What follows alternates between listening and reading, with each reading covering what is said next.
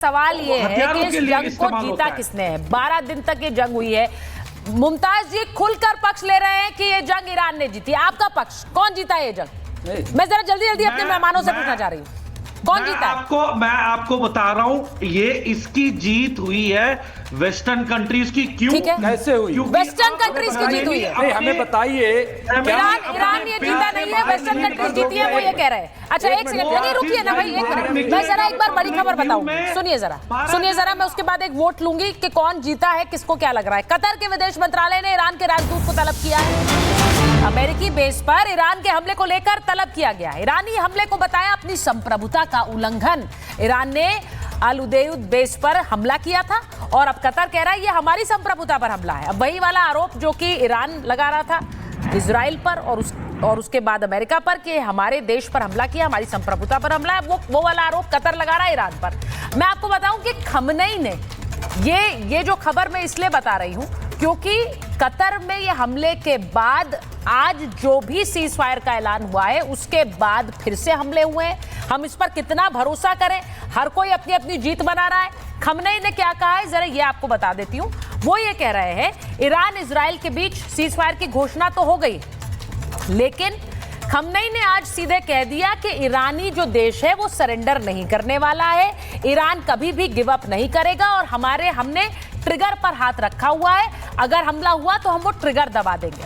अब सवाल यह है कि जो तस्वीर आप देख रहे हैं, ईरान के सुप्रीम लीडर कहां हैं? खमनेई को क्या अभी भी अपनी हत्या का डर सता रहा है क्योंकि वो कहां है ये किसी को पता नहीं है? वो अभी भी बंकर में है क्या? सवाल ये है। लेकिन वो अपने देश को एक नेतृत्व दे रहे हैं और वो कह रहे हैं कि तानाशाहों की धमकियों के आगे हम नहीं झुकने वाले। ईरान कभी भी सरेंडर नहीं करेगा। अब इसको जरा प्लीज स्क्रीन पर रखिए। दुश्मन पर जरा भी भरोसा नहीं है हमें, ये खमनेई कह रहे हैं। अब मुझे जरा बताइए, मैं जल्दी से एक वोट लेना चाह रही हूँ। इस जंग में किसकी जीत हुई है, मैं उस पर एनालिसिस बाद में चाहती हूँ। कर्नल सिंह, आपको क्या लग रहा है, कौन जीता है?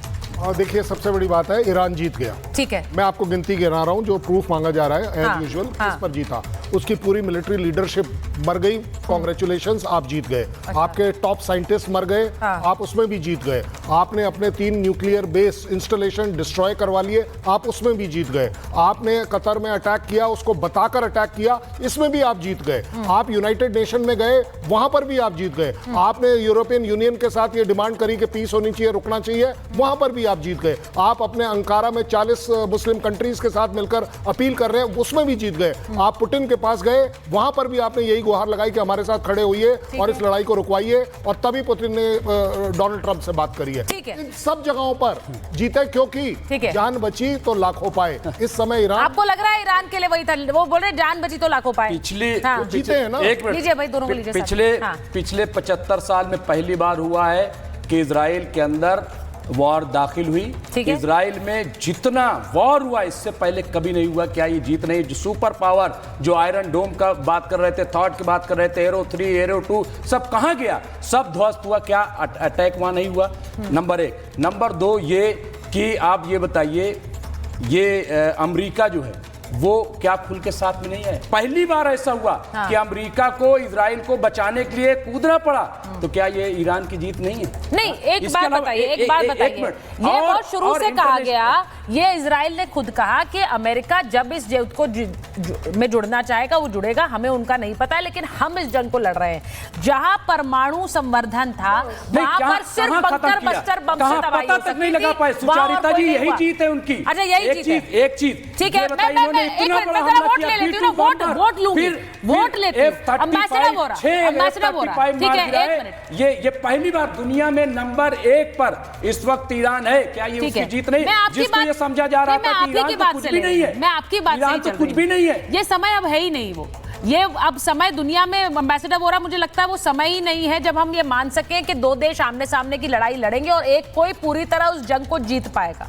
ये अब वो समय रहा ही नहीं है शायद, क्योंकि जिस तरह के हथियार आ गए हैं, जिस तरह की टेक्नोलॉजी आ गई और जिस तरह का एक जियोपॉलिटिक्स हम देख रहे हैं, अब यहाँ कहना होगा। लेकिन मैं एक चीज जरूर पूछ सकती हूँ, इसमें ट्रंप की जीत है कि नहीं है? वो तो अपनी मॉरल विक्ट्री और अपना नोबेल ही देखे जा रहे हैं। मैम, आप जो वोटिंग कर रही थी, अगर अमेरिका हमला करता है वानुआटो के ऊपर जिसकी और पूरी पॉपुलेशन 20,000 की है, तो कौन जीतेगा मैम?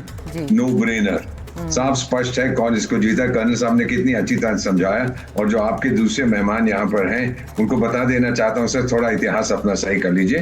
48 में जब इसराइल की स्थापना हुई, अरब देश घुस गए थे इसराइल के अंदर उनको मारने के लिए। 67 में पहला हमला अरब देशों ने किया था, 73 में अरब देशों ने किया था, इसराइल में बहुत अंदर चले गए थे। हमास ने क्या किया था सर? उसके बाद आप जानते हैं कितने आतंकी हमले होते रहे इसराइल पर सर। थोड़ा सा अपना इतिहास को आप सही कर लीजिएगा। आपके जज्बात मैं समझता हूँ, लेकिन हकीकत जज्बात नहीं होती सर। Reality is reality. मैं तो रहा हूँ उस एरिया में। सो मैम, कौन जीता है ये जंग? इसराइल जीता है। इसराइल जीता है। ईरान में दूसरी तरफ वहां सेलिब्रेशंस हो रहे हैं। मुमताज साहब कह रहे हैं कि ईरान ने जो एक जिगरा दिखाया है अमेरिका और इजराइल जैसे देशों के सामने, इजराइल अकेला ये जंग जीत नहीं पा रहा है, अमेरिका को आना पड़ा है। मैं एक बार बता दूं, ठीक है, एक सेकंड। जमीर अब्बास जाफरी साहब जुड़े हैं हमारे साथ, वो प्रोफेसर हैं अल मुस्तफा इंटरनेशनल यूनिवर्सिटी में ईरान में। मैं जमीर साहब, स्वागत है आपका रिपब्लिक पे। मैं आपसे ये पूछ रही हूँ, पहले तो मुझे ये बताइए कि सीज फायर का ऐलान डोनाल्ड ट्रंप करते हैं, आप अमेरिका पर भरोसा करते हैं?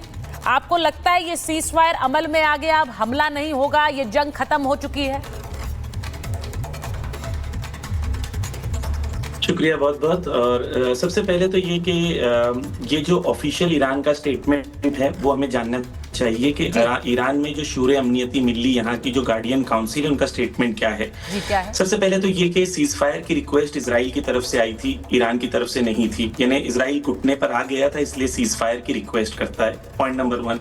पॉइंट नंबर 2 ये है कि जो ये सीज फायर का ऐलान होता है, ईरान ने सीज फायर का लफ्ज इस्तेमाल नहीं किया है, ऑफिशियली हॉल्ट का लफ्ज इस्तेमाल किया है कि सेसेशन में हॉल्ट हुआ है। सीज फायर एक नेक्स्ट स्टेज होता है। थर्ड क्वेश्चन ये है कि उसी स्टेटमेंट में क्लियरली लिखा हुआ है कि हम इजराइल पर और अमेरिका पर, दुश्मन पर भरोसा नहीं करते। इसके बारे में मैं आपको ये बता दूं कि लेबनान का सीज फायर जब हुआ है तो फ्रांस के टीवी ने ऑफिशियली इसको कोट किया है कि 82 टाइम्स इजराइल ने उस सीज फायर को तोड़ा है। तो इजराइल की हिस्ट्री रही है। अभी जब मैं आपसे बात कर रहा हूँ, 1 घंटा पहले भी तेहरान और माजंदरान में हमला हुआ है, जिसको डोनाल्ड ट्रंप ने कहा कि रोक दो। लेकिन इजराइल की हिस्ट्री ये है कि सीज फायर तोड़ना उनकी आदत है। इंसानों को मारना, जो ह्यूमन राइट्स वॉच हैं, एमनेस्टी इंटरनेशनल हैं, वो उन्हें कहते हैं कि ये जेनोसाइडल कंट्री हैं, ये नस्ल कुशी कर रहे हैं। उनके जो प्राइम मिनिस्टर हैं, उनके लिए इंटरनेशनल क्रिमिनल कोर्ट से अरेस्ट वारंट जारी हुआ है। तो ये सीज फायर जो है, वो जो सीज फायर के तौर पर पेश किया जा रहा है, आप ये कह रहे हैं आप इस पर भरोसा नहीं करते हैं? ये सीज फायर भरोसे लायक नहीं है? क्या मैं ये कह सकती हूँ कि ईरान इस पर भरोसा नहीं करेगा? ऑलरेडी टूट चुका है। ऑलरेडी टूट चुका है। ऑलरेडी टूट चुका है। ऑलरेडी इजराइल ने हमले किया और ईरान उसका जवाब देगा।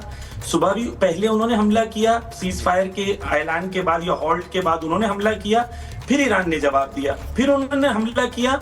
अब वो जवाब के लिए तैयार नहीं। अब जमीर साहब, मैं एक चीज आपसे पूछूंगी, क्योंकि यहाँ पर आपने एक बात बोली कि इजराइल के जो प्रधानमंत्री हैं उन पर बहुत सारे वॉर क्राइम के केसेस हैं, और उनको जो उन्होंने जिस तरह से इजराइल ने हमले किए थे फिलिस्तीनियों पर और गाजा में, मैं आपसे पूछूंगी कि क्या इजराइल के लोग, देखिए मेरे साथ यहाँ बहुत सारे मेहमान हैं, मैं आपसे एक 1-to-1 बात कर रही हूँ, लेकिन बहुत से लोग जो ये सोचते हैं जमीर साहब कि इजराइल को लेकर ईरान का स्टैंड क्या रहा है, ईरान की रेजिम्स का स्टैंड क्या रहा है। यहूदियों को जीने का अधिकार नहीं है, इजराइल को इस नक्शे पर नहीं होना चाहिए, ये एक स्टैंड ईरान का रहा है। तो इजराइल क्यों अपने डिफेंस में हमले नहीं करेगा एक ऐसे देश पर जो कि वो कहता है कि परमाणु बना रहा है? जी सुचित्रा जी, पहले तो ये कि जो आपने बयान किया, ये ऑफिशियल किसी का स्टेटमेंट नहीं है कि ईरान यहूदियों के खिलाफ है। जैसा कि मैंने एक बार आपसे कहा था, या शायद यहाँ नहीं, तो ईरान में इस वक्त जो यहूदी पूरे वेस्ट एशिया